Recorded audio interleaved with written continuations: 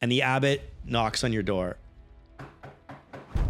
Brother Francesco, are you okay? You see his exposed neck and like you can hear the blood pumping through his neck. I put my hand over his mouth and then my hand behind the back of his head so he doesn't make noise. No, I just need you to help me. I need you to figure this out. How do I get God to love me again? And I get into a rage and I just pull his chin back and I bite into him. And it feels so good. I flee the abbey. I go to her. What's wrong? What's wrong, Francesco? I've done a terrible thing, Gabriella. I thought God had forsaken me because I was impure. We talked about this. We love each other. I know, but it's still wrong. It's a choice. It's a choice. God told me. He showed me what I needed to do. He showed me. I would love for you to feel the love of God the way I have felt. I just need you to understand. Just give me a moment to explain it. I find that I've kissed her. I'm locked lips with her. And I've sucked some life force out of her. I hear Krakow's voice calling me to the crypt where he enslaves me. And he slaughters all of the monks in the abbey, feasting off the souls of the dead monks that he slaughtered. I spend 100 years going to the monastery's library to research how can I escape. I find an incantation that will exorcise evil spirits. And I start painting these horrific images of violence. I sparked the whole Renaissance.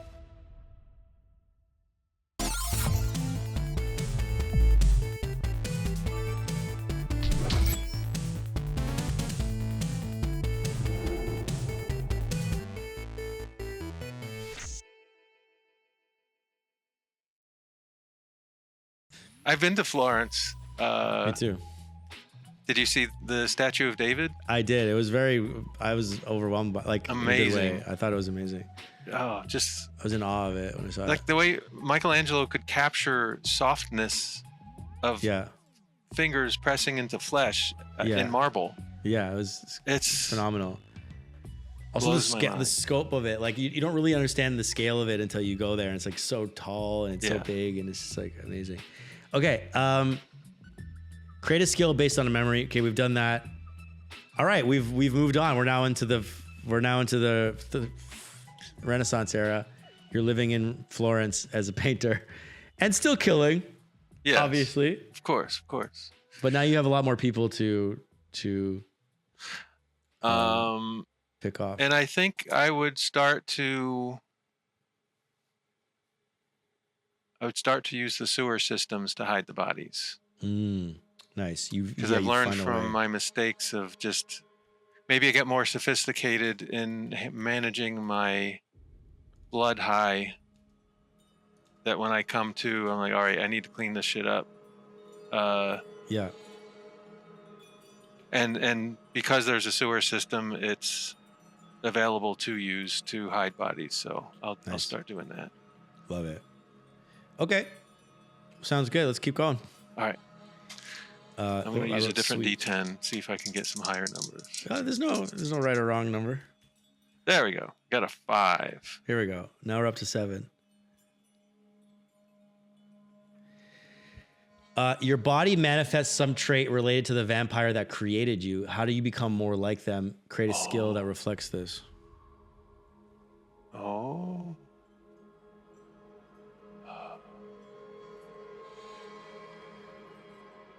We never really described this person or this spirit. No, he was not really embodied at the time, but maybe something from his corporal body. Or it's like you're becoming more like him. Personality-wise?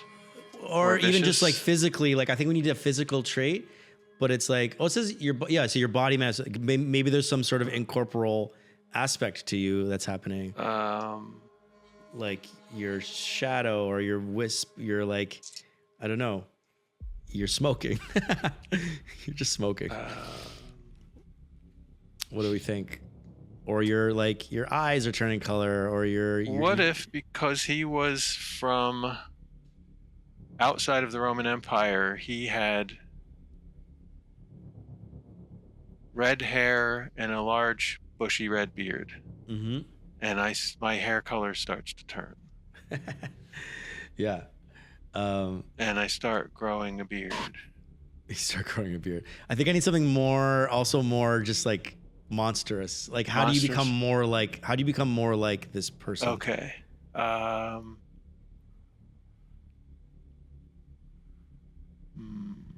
Maybe something to do with the voice and like the whispers and the like ability to possess people. Like maybe that's a skill you've kind of developed.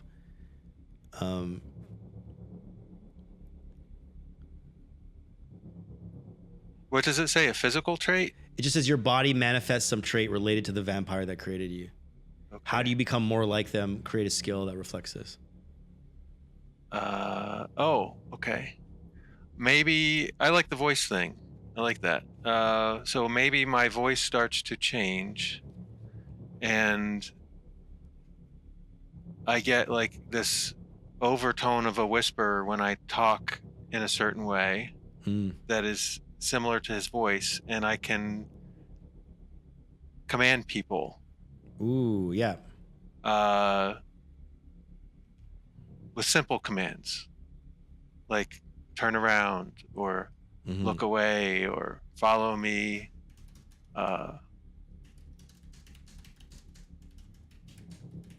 Yeah. That's very vampire-y. I love that. Okay. Voice change be to be able to command people with your Krakow voice. Yeah. Your Krakow voice. Almost like it's like in Dune, right? Yes, the Bene Gesserit. Yeah. I forgot what they called that. Did they just call it I think the it's voice? called The Voice, yeah. Okay. They should do the voice like Dune edition, like the competition show. It's all Bene Gesserits sitting in auditioning. Yeah.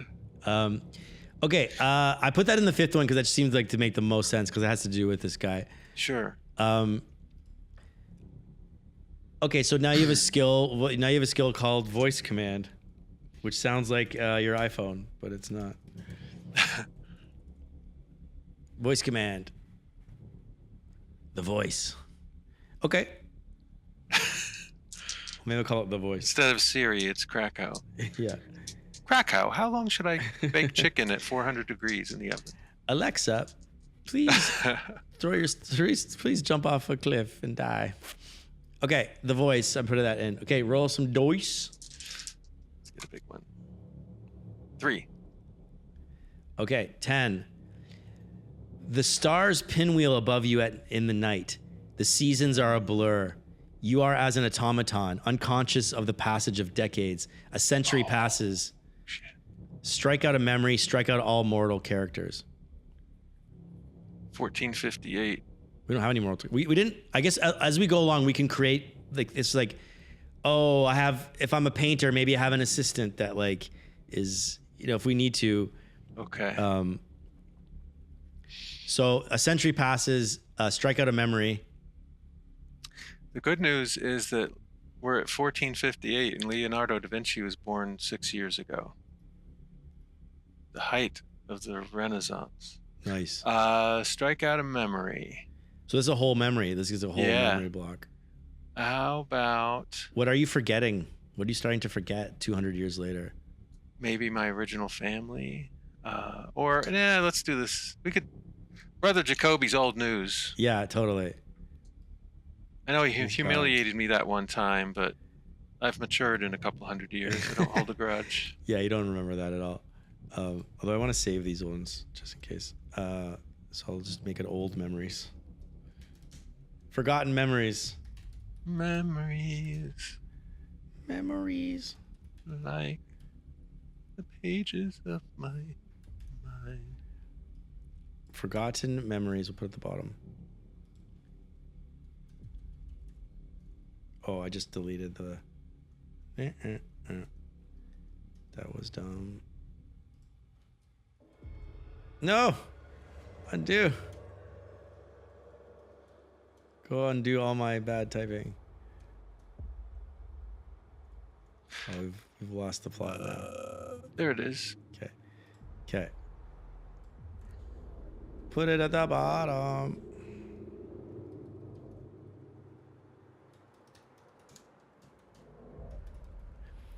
Okay. I don't even know who that was anymore. You don't remember. You don't really remember. You're starting to forget like your early days at the monastery and. Okay.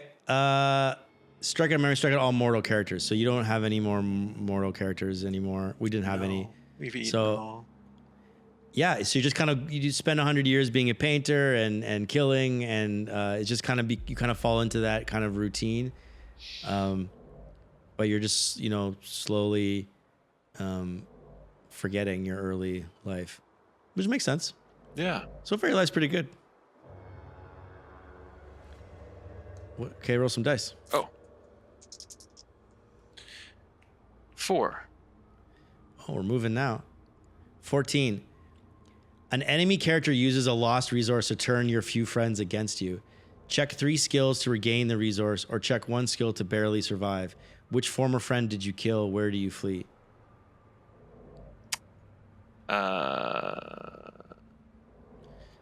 So I guess we need to create some characters here. Although, do you feel like there's a good opportunity to bring Gabriella back? I was wondering if she's the only person I know.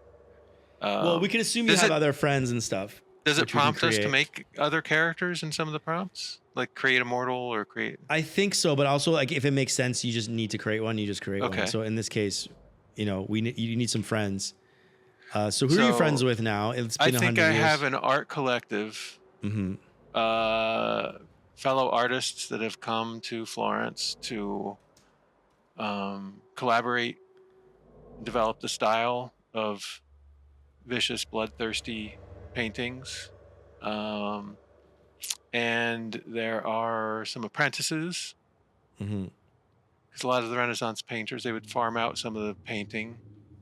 So maybe one of those painting guys. Can we make someone famous? Yeah. Somebody like an actual Renaissance painter? Yeah. That's fun. Who would be around at that time that you maybe could befriend? Leonardo da Vinci was 6. Let's see. Renaissance. Like, is it Michelangelo himself? Painters. Is it the man? In 1450. Let's see. Ooh. Botticelli. That was the name that came when I was going to check on it. Botticelli, yes. What's his first name? Let's see. God, how do I type in? Okay, don't type this yet. His name is Alessandro di Mariano di Vanni Filippi, better known as Sandro Botticelli. Okay, or simply Botticelli. Sandro Sandro. Yeah. Sandro Botticelli is a friend of yours. You guys have bonded through the art scene, and let's say I don't know how you have friends though, as this weirdo that you are. This is a good time to discuss this. How are you hiding yourself? Like, how do you get by day to day? Like, I imagine you're pretty reclusive because maybe you only have a few friends. I think you only have a few friends. It says in here you only have a few friends. Yeah, definitely. I think I would kind of keep a low profile. I stick to killing peasant-y people. I'm going to pitch that you have like an assistant that does all your work for you outside. Like a Guillermo. Guillermo. Did you ever see What We Do in the Shadows? I have, yeah. I was going to name this guy Guillermo. What's the assistant's name? Let's see. I'll just pick another Italian name that was here. Angelico. Angelico, let's call him your assistant. Not you, Angelico. Does all your day-to-day duties. Yes. Keeps you out of the public. So I think I would only make public appearances shortly after a feed where I am a little more revitalized and maybe don't look as sick. And as I get sicker during that feeding cycle, I tend to isolate more. So we haven't role played in a while. Let's role play Sandro Botticelli and you. I'm going to say that like he's one of your closest friends. So let's role play the moment when he first saw like like maybe your chest, or like also like maybe what I'm getting at here is I feel like there's an explanation you've given to your close friends as to why you look this way. Okay, so he's gonna see me in my real form. Maybe not the chest. Maybe we keep the chest covered, but maybe he's like let's just role play, see what happens. Okay. You guys are sitting in your house. You've got a big house up on the hill in Florence. Yeah. You're a successful painter. You're wealthy, and you're having your good friend Sandro Botticelli over, and he's finally has the courage to ask you, what do you wear normally when you go out in public? I think I would have upgraded my wardrobe from monk robes to upper middle class fashion of the day. Mm-hmm. And how do you hide your eyes and your so the sun is fine for you. Like there's no rules. So you're okay in the sun. So you can go out during the day. You're not that kind of vampire. I wear one of those big puffy Renaissance hats with the brim, and it's like a big mushroom puff. Yeah. To kind of like, maybe I wear it down a little bit to hide a little bit. Maybe high collared shirts that like cover your skin a little bit. Okay, so you're sitting by the fire. It's at night. You've managed not to kill him in the time that you guys have befriended each other. I really am trying to resist not killing him because I admire his work so much. He's a true artist, and I want to keep a semblance of being able to relate to people on some level other than them being a meal for me. Great. So you guys are sitting having an after dinner drink by the fire. The fire is crackling in the big hearth. Shadow, like it's in your library, perhaps. I've offered him a drink, but I don't partake. You've offered him a drink, and he's sitting there, and you're sitting in your wingback chairs having a chat. He says, "Francesco, I hope you do not find this too impertinent, but I would consider us friends now. Yes? Yes. You're a good friend. It is good. First of all, you know how much I admire your work. It's so much emotion and vividness, and I would never be able to portray these things that you portray." Oh, no, Sandro, you're very inspired. I respect your work very much. We have slightly different takes and perspective just from our life experience, but I would put you right among the top in Florence. Ooh, that is a high compliment, high praise coming from you. I wanted to ask, as a friend. Yes. I don't know how to say it. It's your condition. My condition. Yes, he's trying to say it politely, but he's like pointing at his face. This is permanent. In a manner of speaking, yes. You are sick? Are you sick? I don't want to embarrass you, but I am concerned as a friend. I try not to put focus on it, but you and I spend so much time together, it was inevitable at some point that you would be curious. I don't hold that against you. Let's just say I have a chronic condition that I must attend to from time to time. Syphilis? No, not syphilis. See. Well, it's a let's say it's a kind of a wasting disease, and I must take certain nutrition to keep my body from deteriorating further. Oh, and you've seen a doctor about this, yes? In a manner of speaking, I have seen several doctors over my years.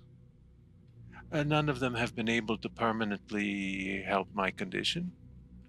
But as I'm sure you've noticed, sometimes I am in better health than others. I just need to keep up my regiment and routine. And as you know, the life of a painter, we sell our souls for our art. And see. My spirit goes into my paintings and drains a bit. So every once in a while I must remind myself that I have to attend to my medical and health needs and rejuvenate. And I've been fortunate that God has given me this gift. He stands up, he puts his drink down, and he walks over to you, and he says, I do not wish, I ask this out of concern and compassion, and I want to know you. You are my best friend. May I see? And he wants to like pull your like, cause you're kind of wearing your thing up, and may I look? And he wants to pull down and as he gets closer, maybe the smell of his, skin and his blood, you can hear the blood pumping in his, It has been a long time since I have allowed someone to have knowledge of me in this way. To be honest with you, Sandro, I miss connecting on a certain level with another person. I've been led a very solitary life. You are the closest I have to a friend. I respect you very much as an artist, and perhaps I will let you see. And as you like pull down your collar for him to look, and he looks, and he doesn't have like a judgmental face. He just nods, as a painter might be, sort of looking and just seeing what the colors are and the differences. And he looks at you and he smiles. And as you guys have this moment, we kind of pull back with the camera, and we like pull back away as the fire crackles and out the window. And we cut to because the prompt was an enemy character uses a lost resource to turn a few friends against you. So now we established the friends, okay, or a friend. Gabriella has tracked you down. So we cut to I don't know, sometime later, and you are where? Where are you? I have a gallery showing in the evening, and I have fed recently, so I treat myself to an outing, and I invite my closest friend, Sandro Botticelli, to take a stroll on the promenade in the central court of Florence, before we attend my showing. And as you're walking through the courtyard, you see a movement in the shadows, and you hear a voice that says, Francesco. And you recognize the voice, like a long lost voice from That is a voice I've not heard for many, many years. And out of the shadows steps a woman.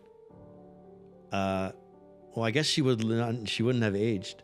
She out of the shadows steps a 17. Well, how old are? Wait, hold on. Time out.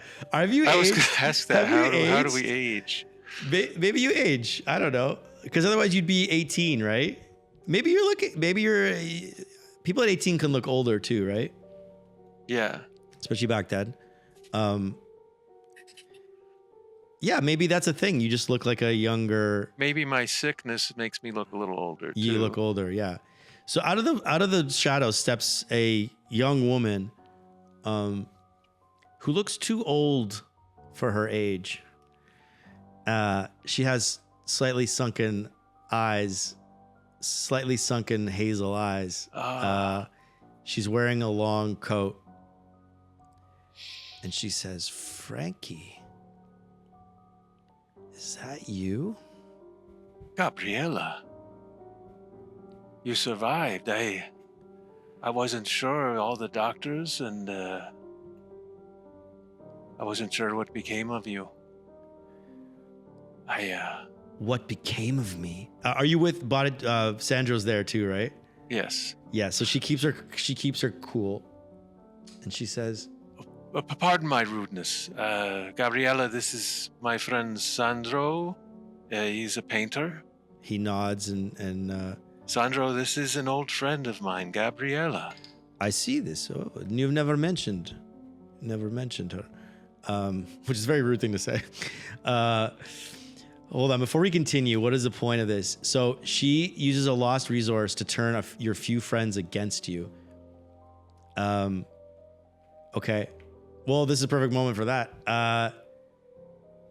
What's a lost resource that you have? We haven't really tracked this yet. I'm going to just go on a limb and say that she pulls out the ceremonial dagger that you used.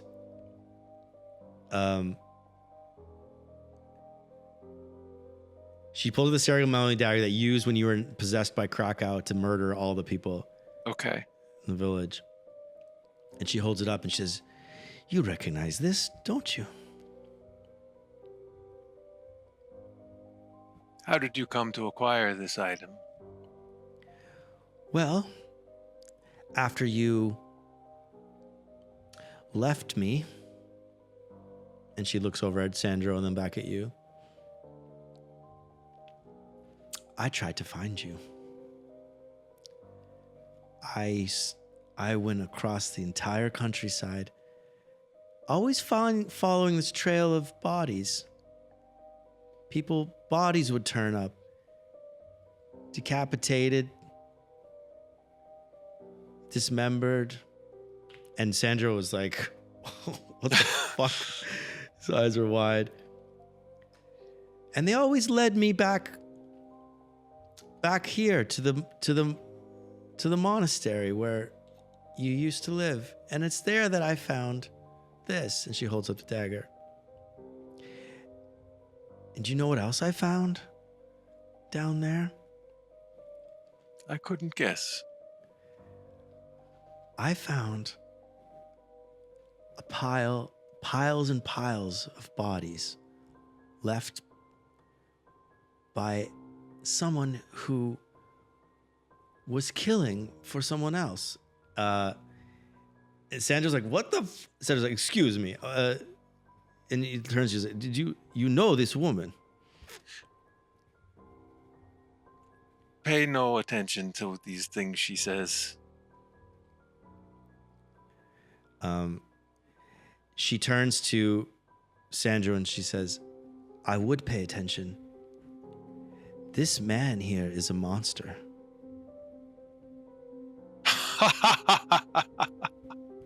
A monster, you say? A monster. Sandro has known me several years now. I have no reputation for this thing you say. And she says, "I should know because I am one too." And then she takes off her hat and she like pulls down her coat, and you see that her skin is all like grotesque, just like kind of like yours is. And Sandro looks, and then As she does that, a waiter for the party comes walking by with some I don't know the Renaissance era. Did they have hors d'oeuvres? I don't know. Sure. Let's say there's hors d'oeuvres. He's got hors d'oeuvres, and she says, "Oh, Signor, excuse me. May I have one of those? I'm very hungry."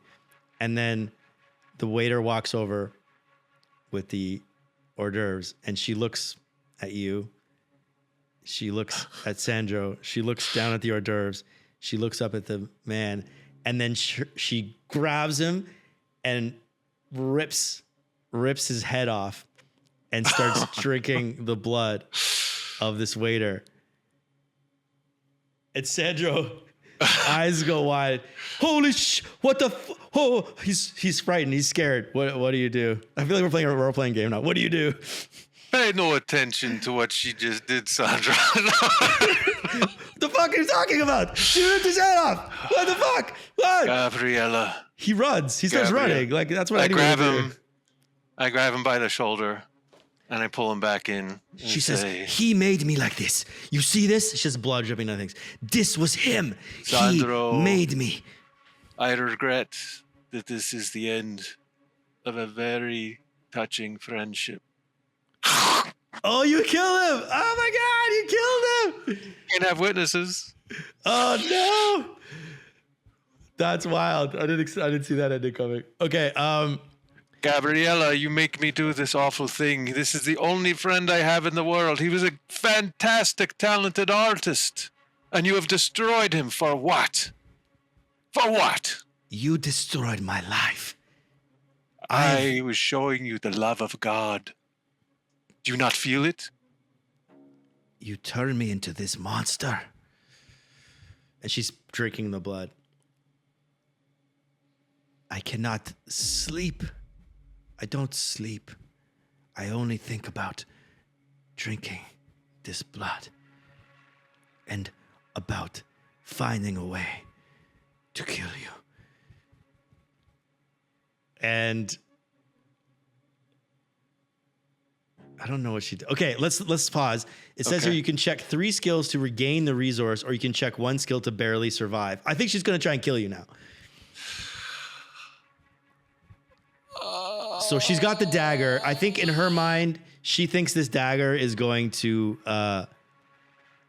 be able to destroy you. Like whatever, she's done research. I don't want to get into the weeds of the role playing, but like she's researched. She knows about Krakow, perhaps, and she knows that this dagger is important. She's got it. We can figure out why you don't have it.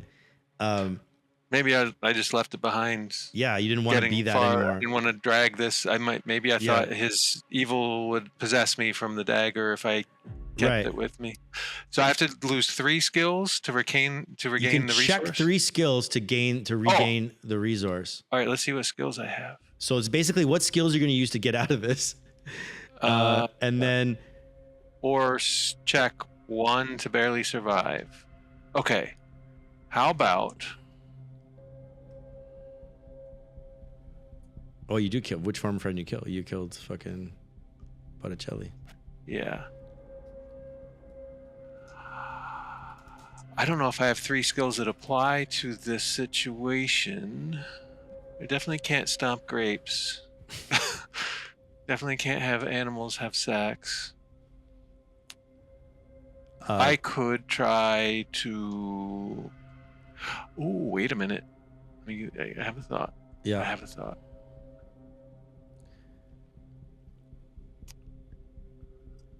How about I flee into the gallery, which is right next door to where we were walking. Mm-hmm.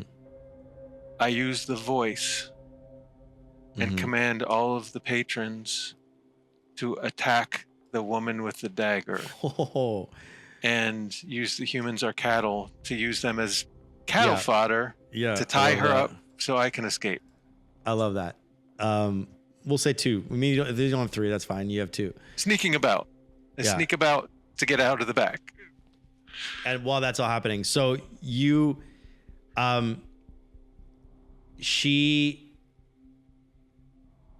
I mean, you could even argue that you use I don't know. Do you use ashamed? Is that a thing you can use? Like your shame for killing her? Like, does that buy you some time? Like I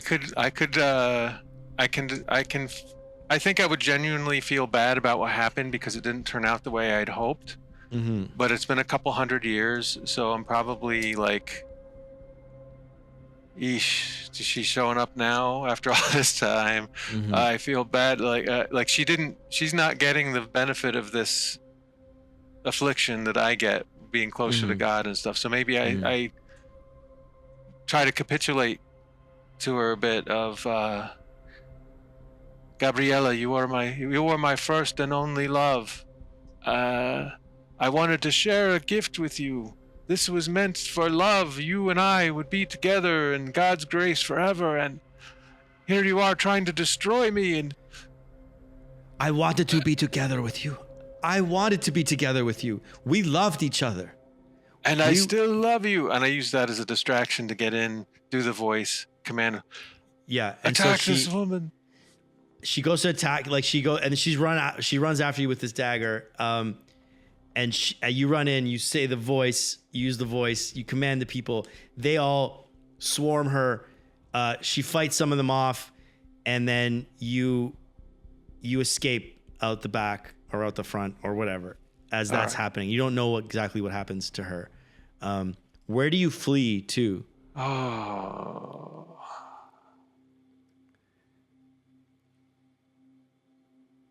And what memory are we going to put this in? I guess this goes with Gabriella. That makes a lot of sense. Yeah.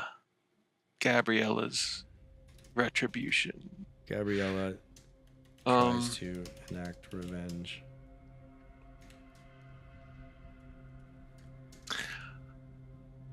I think I will flee back to my studio and tell Angelico we must leave in a hurry. We must flee. Start packing my things. You have to flee. Like, she's tracked you down to the city, right? Like, you gotta. I'm gonna tell him I need to leave now. You need to stay behind, pack my belongings, and take a circuitous route, and meet me in Milan. Make sure no one follows you. Love it. Bring my paints. Bring my brushes. Bring my journals and my drawings. Bring my rosary and my Bible, etc., and I need to flee now. And I think I'm going to flee to the sewers. Oh, and so try to get out of the city through the sewer system. Yeah, love it. And I think escape to Milan. Let's roll dice because we haven't done that yet. Let me add a mechanic to this game just on the fly.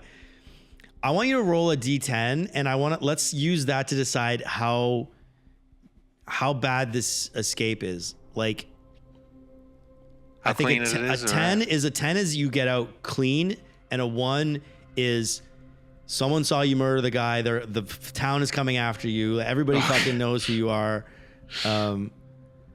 I want a high roll then. Yeah, let's just use a D10 to decide that. 6. You rolled a 6. Okay. So I think that it's not super bad, but it's not super good. I think that I won't be able to show my face in Florence again, I think. Yeah. You won't be able to show your face.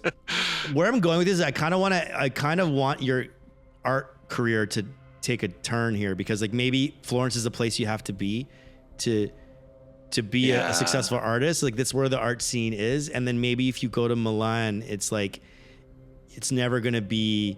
I have to go into a different profession. Like, you have to change your life also. And that's kind of where I want this I can't be go. the Renaissance painter that paints these gruesome things, because they'll know it's me from Florence. Yeah. I hear fashion is popular in Milan. Or maybe I'll just become an importer-exporter. I think, okay, I'm going to flavor this ending. You get back to your place and you're trying to pack your things, and you, okay, you can help me with this. I want Gabrielle to have orchestrated something that's still going. Like she's brought. It's either her herself has like coming to the house, and she's trying to. Basically, where I'm going is I want you. You have to leave without taking all your things. I got it. I flee back to my studio to tell Angelico we need to pack up. I need to leave before him. Mm-hmm. And I need him to stay behind to pack all my stuff. But when I get back to my studio, I find Angelico has been murdered. He's been murdered. I love that. So he can't pack my stuff, and I have to just get out of Dodge now without any of my things. And as you're standing there looking at his body, someone comes in, sees you there, thinks you looks like it looks like you got blood on your hands still from killing Sandro. Yeah. And it just looks like you just murdered this guy. Yeah. She screams and runs. There's a panic. Yeah, and then basically you have to flee just quickly. You just like escape to the sewers. Police are called. They're coming. You quickly escape and flee with nothing. All right. That was probably worse than a 6 should have been, but we'll say, it's all good. For story purposes, that's what we'll do. So you flee the sewers and you eventually make it to Milan. We'll say. All right. Great. Wanted for murder in Florence. Yeah, and you're famous, so it's like Francesco, whatever your last name is. Yeah. Is like murdered his assistant. They probably think maybe he murdered Botticelli, and once they find his body at the art show, you can't go back to Florence. Yeah, I'm just looking here. Outed. So Milan is in northern Italy, on the way to the Alps-ish area.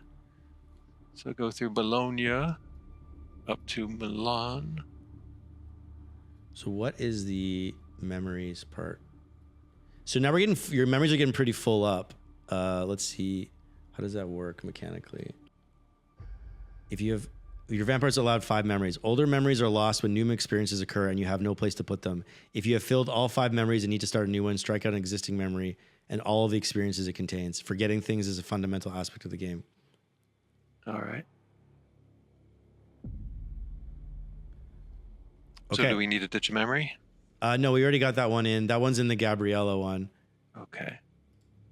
But some of them are full. We have a full empty slot though, which is probably going to this is going to be this new one, I think. Is your new life in Milan. So let's go. Roll some dice and okay. Let's do a few more of these.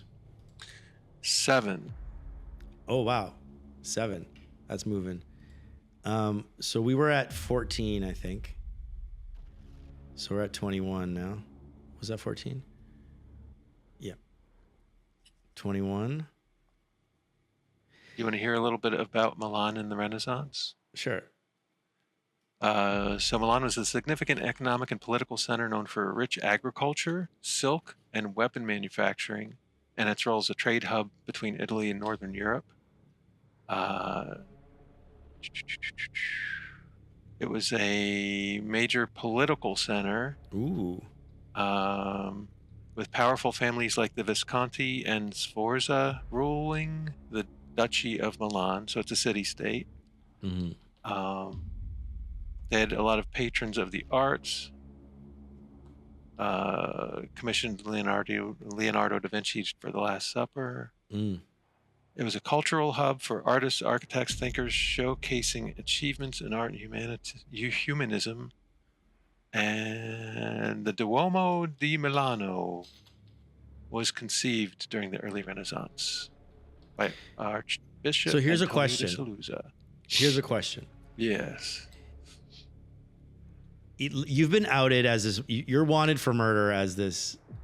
How famous are you in terms of appearance? And could you conceivably get away with going to Milan? as an artist, if it's also in a very art-centric place, like, do you need to go somewhere further away that's going to be take you away from all of this? Probably, to be safe. Mm-hmm. Would probably need to flee any artistic centers of Italy. Especially especially Italy. Like, maybe you could get away with going to Paris because it's not Italy. But there's all the art, probably all the top art people, the patrons. They've seen you. You do go out in public.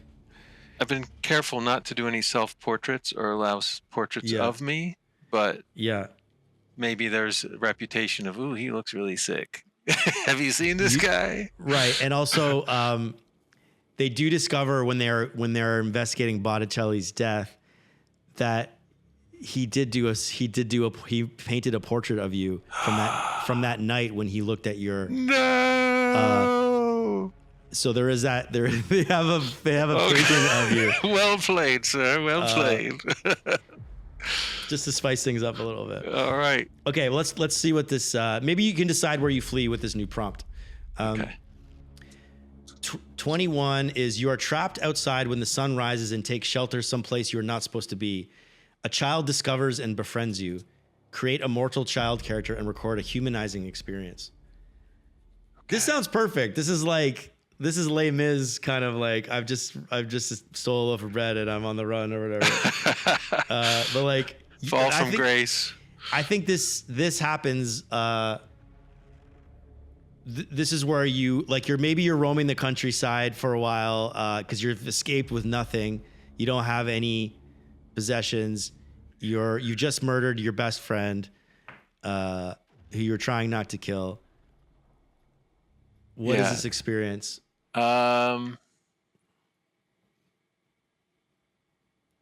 You're covered in shit from the sewers.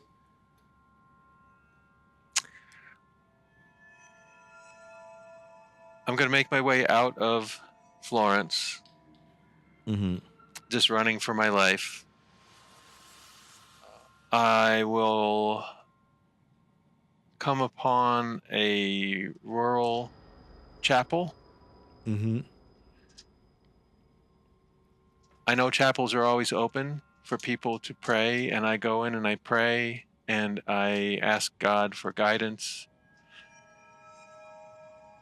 I ask him to just give me a sign that I'm on the right path, that my feeding to get closer to him is what he wants. I need a sign to show me I'm not the monster Gabrielle thinks I am.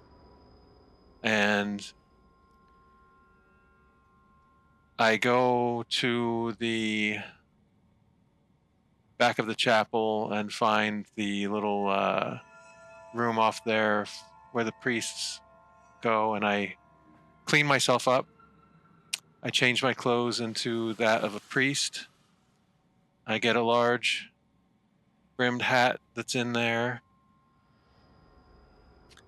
And when I come back out, there's a small child, a little girl in the pews, and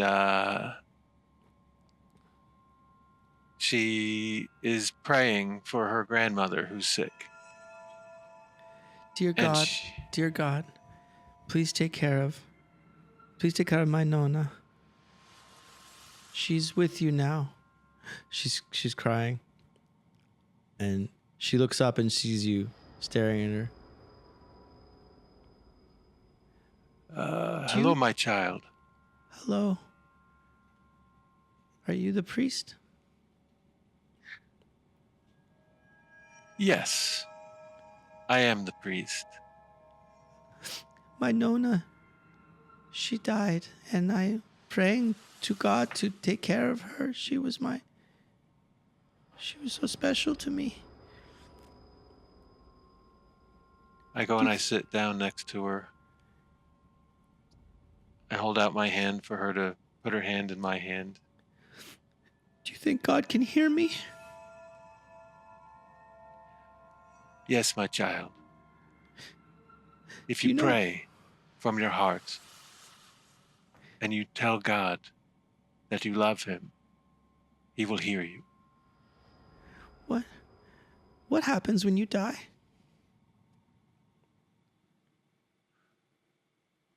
Well, the Bible tells us that we are called back to our Maker.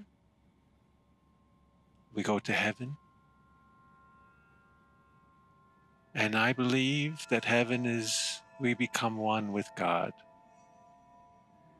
And we get to bask in his glory and love. My Nana was such a good person. But what happens if you do bad things in your life? Will God still... She got angry sometimes, but I know she didn't mean it. Everyone gets angry from time to time, my child. That is not a sin. It's just a feeling. What is a sin is how we act on those feelings. An old friend told me that once, an old mentor, and I share that with you now. Is he still here? No, my child, he is passed into the beyond to be returned to God. Were you sad too?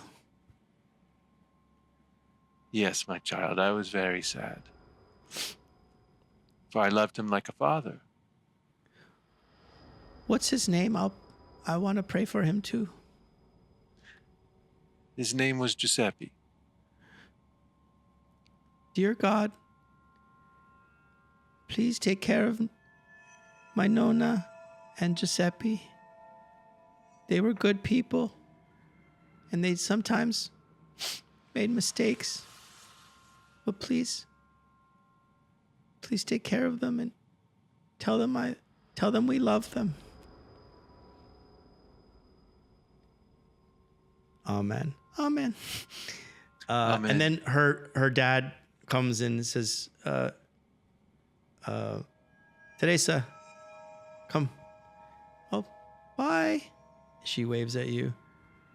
Go in peace, my child. I am sure God has heard your words and your prayers. And she leaves you. She leaves you sitting there in the church by yourself, staring up at the cross, crucifixion, and this Jesus figure is just like looking down at you. And we'll fade out on that scene as we enter that into a memory. Is that a new memory, I think?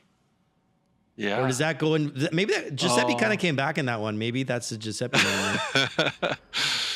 Yeah, I think that to me that feels good in the fourth one, right? Like I killed the abbot. Like he came back for a piece of wisdom for a little girl. That's very touching. Yeah. I was reminded of my humanity by a little girl in a church. We prayed for just this has gotten so like it's so like so real, man. It's gotten so religious too. Okay, your memories are full up though, except for this one. Except for one blank spot, you are full up on memories. Okay. Let's do a couple more. Okay. -2. Okay, so we're at 19. I guess I'll create that. For now, I'll create that character. Teresa. Teresa, the little Teresa. Angelico's dead. Sandro's dead. Teresa, little girl I prayed with. Okay, so two friendly characters become embroiled in an internecine. What the hell does that word mean? Internecine conflict. Become involved and check a skill. Create two characters if needed. How do you profit, gain a resource? Okay, so we need to figure out where you went. That didn't really help. Did you stay as this priest? Did you was that just a moment in time and you fled to some other? No, I think I'm going to use that as my cover to get out of Italy. Great. So you have these priest robes and maybe you stole his credentials or whatever that was required. Change your name? I think it might be time. What is your new name? What was this priest's name? Let's just use his name. Brother Francesco became father what? Come full circle. How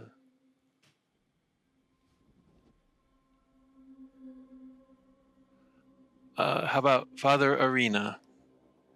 Ooh, that's a cool name. How do you spell that? That's actually one of my relatives. Arena.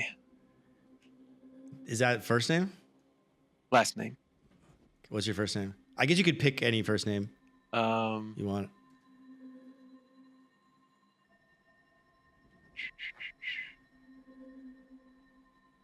Do you take to honor someone? Do you take their name just to kind of keep that story going? Oh yeah. How about Giuseppe? Yeah. Father Giuseppe Arena. Father Arena I think he was a great uncle of my father's in Sicily. Oh, wow. That's cool. Arena, this is a really cool name. Okay, so let's create two friendly characters that get embroiled. So where do you end up? You leave Italy and you go where? Let's consult the old map. I also love dice to decide too sometimes. You're like, I have a list of countries here. I'm going to roll a dice and I'm going to pick one off that list. All right. I'm going to pull up a map of Europe and I'm going to roll Spain, France, England, Germany. Spain, France, England, Germany. Spain. España. Makes sense. Hispaniola. You crossed France and you went to Spain. Yeah. Maybe you took a boat. Potentially. So we're now in Spain. How far ahead do you want to time jump? Let's do 5 years. This feels, it feels like definitely a time for a time jump. We're like leaving one life and starting another, so we can definitely. Let's do 10 years. 10 years. 1468. 1468. When is the Spanish Revolution? Oh, let's see.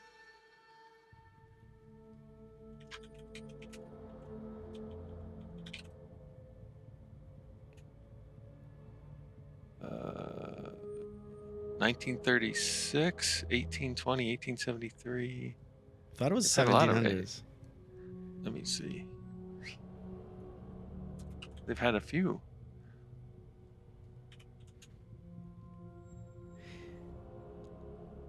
I thought it was. 1492. Spain experienced a pivotal year marked by the completion of the Reconquista with the fall of Granada. This was like when they were like exploring the world. You know what would be interesting too? I'll pitch this interesting idea. Oh, you haven't been making a face. What was the face for? I have a. Go ahead. I have an idea. Inkling. I have an inkling. No. This is your game. Pitch. This is your game. So go. What do you got? I'm in Spain, 1468. Columbus comes in 1492. I could take a ship to the New World. I love that. Is that where you're going? Well, I was gonna go. Maybe these combine. I was thinking an interesting job for someone like you would be a missionary, because it would allow you to go places and murder people around the world, kind of a thing. I like it. But maybe you first go with. You're like, we're creating the vampire Forrest Gump, basically. Like you're just like you're influencing history all over the place. You're starting the Renaissance. You founded the New World. Are you going like literally? Are you befriending? We can make it too friendly. Like somehow you become friends with Columbus. I don't know. That's kind of funny. We have to create two characters here. Like, what are your? Holy crap! In 14 92. So Spain was like made of city-state kingdoms too. Castile and Aragon conquered Granada, the last Muslim-ruled territory in the Iberian Peninsula, which is Spain and Portugal. They kicked out a centuries-long process of Christian reconquest of the Iberian Peninsula. Oh, that's right. The Moors had pushed into Spain from northern Africa and ruled for 800 years. So there's a lot of Moroccan influence there. Okay, cool. I'm just nerding out on history. Sorry. No, that's what's fun about this game. So where are you? And what are two friendly characters that can be embroiled in a conflict? You become involved and you check off a skill if you haven't already. I feel like we've used all your skills, except for animal husbandry. Unless that's part of the scene. Let me think. Two friends. Well, let's create friends first. Maybe it's hard to start with nothing. So let's create two friendly characters. You've moved to Spain and you've become you've taken on a new identity, Father Giuseppe Arena, and you are living where in Spain? Are we in Madrid? Are we in Barcelona? Are we in? I don't know a lot about Spain, but let's say Barcelona, since it's toward Italy. Yeah, it's on the east side. So you're living in Barcelona, and you are.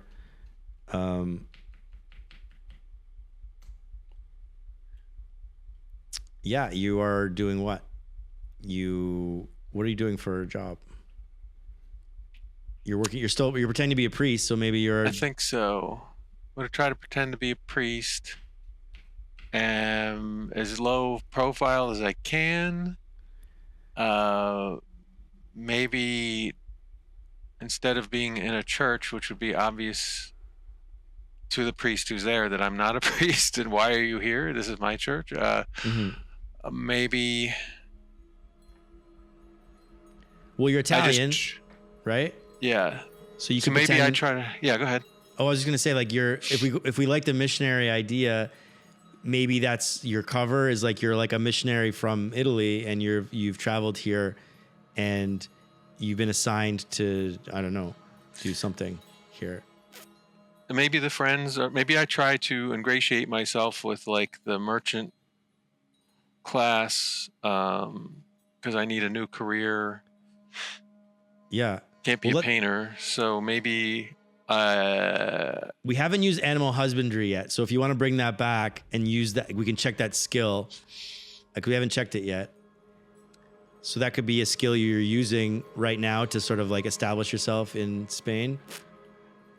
Let me just throw this off and see what you think. We don't have to do this at all. My thought was, if I befriend some of like the merchant class businessmen, and maybe I can kind of be like their almost like a consultant to them to bounce ideas off, give counsel. I'm this like Italian priest seeing the world kind of thing. And maybe like there's news of the new world and trade getting set up, and maybe there's a conflict in like who should get rights to some merchanty stuff.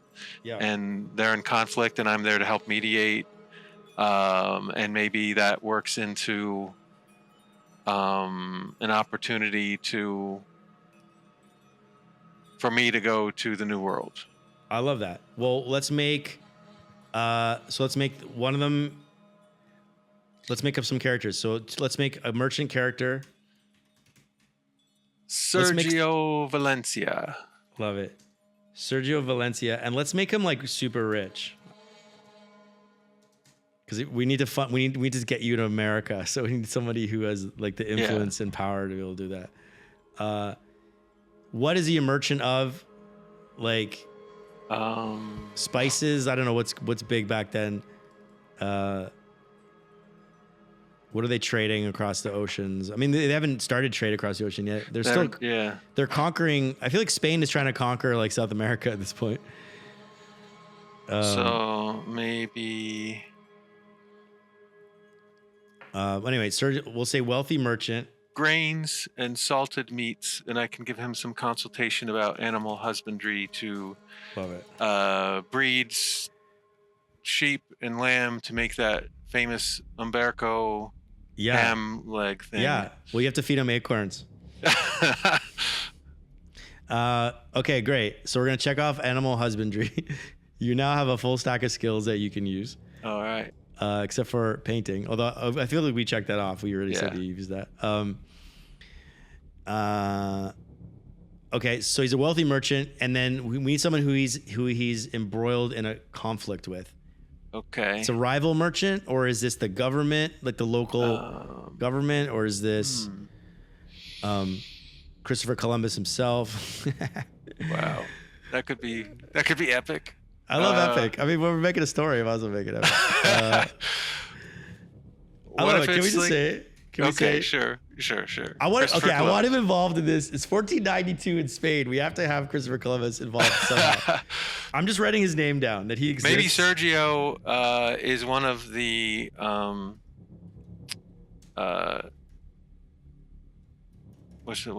drawing a blank on the word. Maybe he's one of the money men that funds the Christopher Columbus's voyage. Yeah. I thought it was like the royalty that did that, like because they were trying to explore. You're probably right.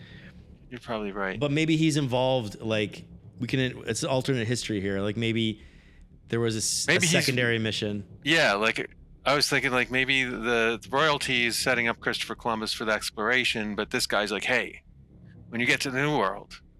Yeah. Find out what resources there are. Let's set up a trade route. I want to be the first in to be the trade for whatever you find there. They're looking for a route to India. Right. So he's trying to get to India, and he finds North America by accident. I love it. Okay. So he's like, I've got this killer umberco ham. I've got all these grains. India needs that stuff. We need spices from India. Mm-hmm. So, you're going to try to find the trade route. Royalties paying for you to do that. But when you find the trade route, come and see me first, and I'll set you up with a merchant ship fleet, and you can work for me, and we'll be the first trade merchants in there to India for this trade route. This is taking shape. I love it. Now, what's the conflict? We need another character that this person is in conflict with. Is it? The conflict is a royal advisor who gets wind of this scheme. What's his name? Horatio Sanchez. And he gets a wind of the scheme, and he wants to blackmail Sergio Valencia and say, look, Christopher's on the royal's dime. This is a royal expedition. You should have nothing to do with it. If I tell the king and queen that you're trying to hone in on getting in there first for the merchant trade routes, you're going to be blocked entirely. So you cut me in on the deal with once the trade route's found and you send out, you fund Christopher Columbus's merchant route. I want 25% of the profits. So he's blackmailing, and so you get involved. We kind of have you involved. This is outrageous. I've done nothing but support the king. Let's roleplay this. Let's roleplay a scene. You're with Sergio Valencia in his he's got like a big, grand office thing where he like does a lot of his trade from. It's like it's really elaborate, big, huge wooden desk and lots of employees and servants are coming in and out, and he's like a big wig, like kind of merchant kind of guy. And you have become friended. You've befriended him somehow since you've been in the city. I helped him with his salted meats business. Right.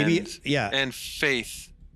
Maybe he originally he originally came to pray. He came to you to pray for his like business, because as he often does, and you just kind of like weaseled your way in by talking about like your knowledge of the the salted, like how to breed the animals, and he was like, "Oh, this is very helpful." And then over time, you befriended him, and now he's brought you in his office, and he's got a problem, and he's like, "Father Arena, it's a big problem. These royal advisor Horatio Sanchez, he's blackmailing us. My Spanish sounds exactly like my Italian. They want all the 25% of the profits, or he's going to tell the king." Is there a king? He's going to tell the king. Yeah, blackmail. Is blackmail? What is this man? He wants to blackmail you. You support. You pay your tithes to the royal family. You are a well-known merchant and statesman in the new kingdom of Spain here. You've worked hard to support them, taking Spain back from the Moors, driving them out. Yes, I said it perfectly. You said it perfectly. I don't know this Horatio Sanchez, but maybe I will speak to him on your behalf. He wants 25% of your profits for what venture is this? We're trying to get we're trying to get our pork to India. Yes, the trade routes, yes. The thing we talk about all the time, yes. I do not trust. Look, I need someone I can trust out there. When you go,